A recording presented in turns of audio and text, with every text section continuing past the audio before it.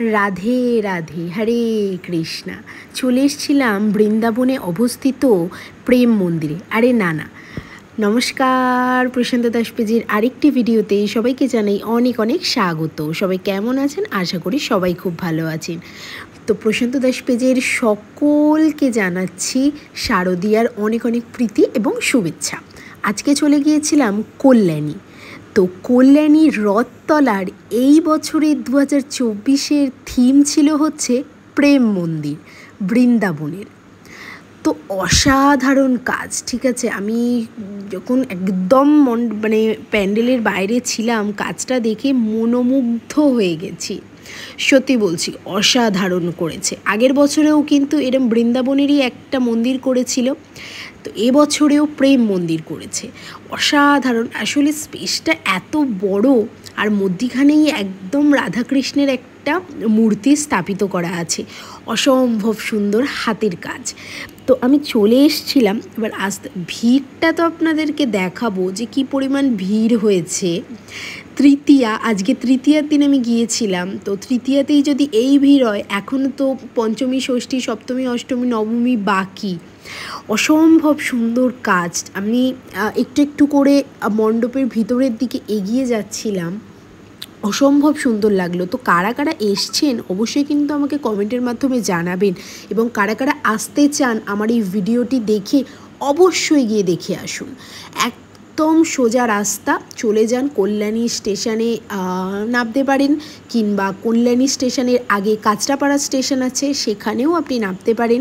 Station platform থেকে বেরিয়েই আপনি কিন্তু পেয়ে যাবেন টোটো কিংবা অটো, যাকেই বলবেন রথতলা যাব, আপনাকে নিয়ে চলে যাবে। 20 টাকা ভাড়া নেবে, আপনাকে নিয়ে চলে যাবে।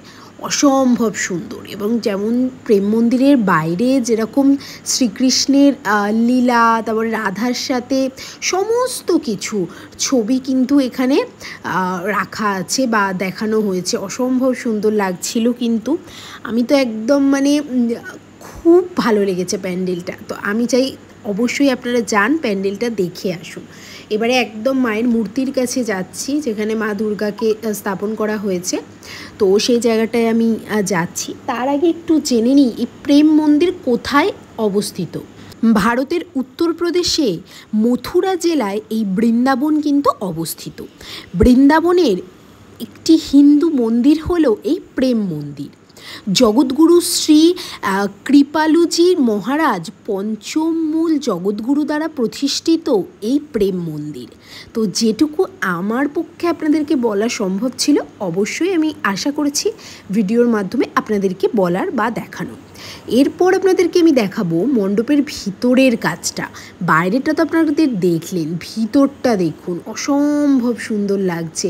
শ্রীকৃষ্ণ বাঁশি বাজাচ্ছেন, রাধাজি বসে শুনছেন, অসম্ভব সুন্দর। আর অবশেষে চলে এলাম মায়ের দুর্গা মূর্তি দর্শন করতে। দেখতেই পাচ্ছেন, একদম সেই ক্রিস্টাল পাথর দিয়ে যেন মনে হচ্ছে মূর্তিটা গড়া হয়েছে। অসম্ভব সুন্দর লাগছে, তার সাথে লাইটিং ছিল, খুব সুন্দর লেগেছে। তো ভিডিওটি যদি আপনাদের কাছে ভালো লেগে থাকে, অবশ্যই কিন্তু পেজটি ফলো করে রাখবেন। দেখা হবে নতুন কোনো ভিডিওয়ে, ততক্ষণ ভালো থাকবেন। আর ভিডিওটি যদি আপনাদের কাছে আরও একবার বলছি ভালো লেগে থাকে, তাহলে কিন্তু প্রশান্ত দাস পেজটি অবশ্যই করে ফলো করে রাখবেন। দেখা হচ্ছে নতুন